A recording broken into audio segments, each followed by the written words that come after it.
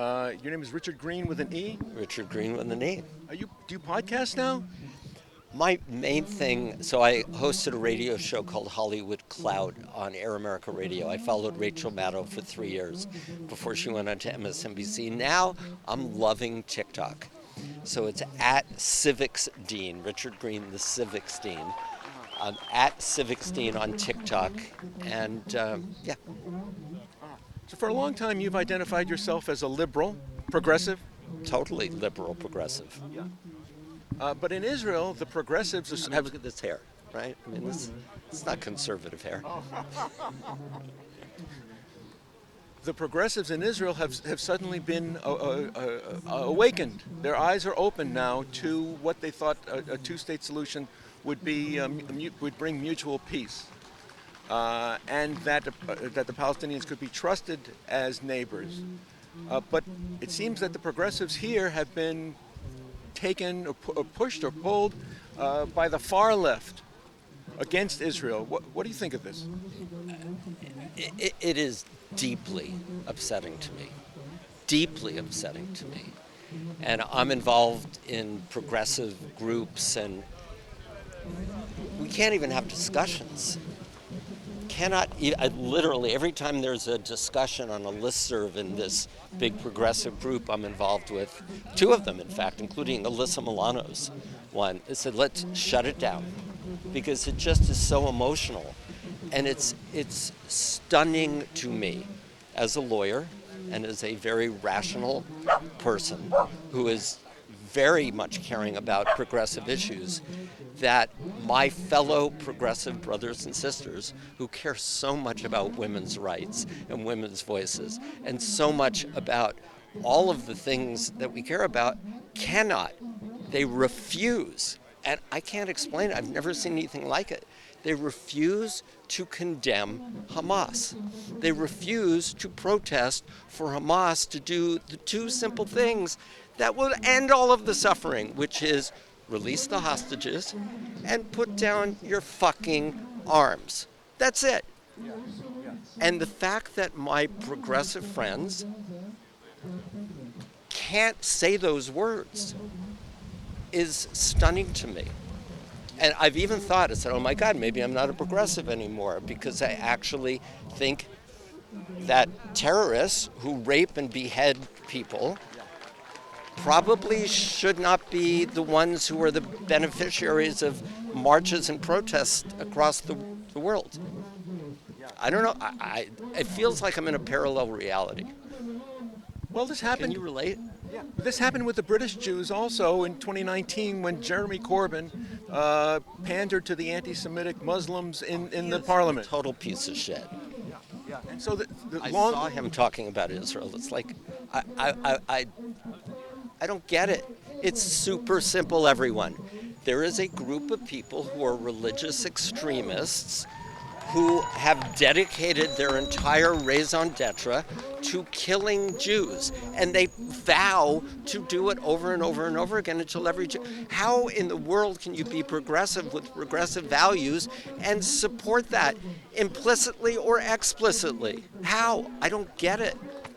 Do you think it may have something to do with the notion of vilifying the right so much, let's say under President Trump, vilifying republicanism or varying from the Democrat or Progressive Party line, that now they're afraid to step out, that they themselves might be ostracized? Listen, I hate Donald Trump. I think he is a despicable, disgusting human being. Joe Biden even said the real thing, that he's a sick fuck. He didn't actually say all four letters of that. But I am finding connection with far-right Republicans, because on this issue they're right. But I will break bread with anyone who shares the issues that I am passionate about, no matter what party they are. What do you think about the BLM movement? Let's go this way. Maybe there'd be less wind. Sorry. What do you think about the BLM movement morphing into a pro-Palestinian movement? Well, I'm really, really sad, because I wrote a book on the greatest speeches of the 20th century called Words That Shook the World. And it's a history book and a speech book. And I went very deep into Martin Luther King's I Have a Dream speech, and I understand about that movement. It was Jews giving up their lives, getting beat up, marching in Selma, Alabama, and everywhere on behalf of African Americans, Negroes as they were called back then, and to be completely abandoned by the hip, cool BLM movement. Martin Luther King would be very upset. Do you see a Marxist element in BLM? And by that I mean, revolutionary rise in the way that the communists rose in anti-Semitism in Russia, for instance. You see any parallels? You know, I support the core foundational desires of BLM, because in this country, the really core stuff. Because in this country, for hundreds of years, black lives didn't matter. I mean, in the frickin' Constitution, black lives are only 3/5 human lives. I mean, come on. So we have a horrible past in this country, and the pendulum needed to swing, and maybe it swung too far, but black lives have been enormously benefited by Jewish lives, and I just wish they knew that. But how about today? I don't want to talk about Black Lives Matter. I don't know whether they're Marxist or not. It just feels like they've become, in certain ways, extremist, and that doesn't help them, and it doesn't help the country. As we were talking about the British Jews, who were longtime Liberal Party voters, they turned their backs on that party as the party turned against them.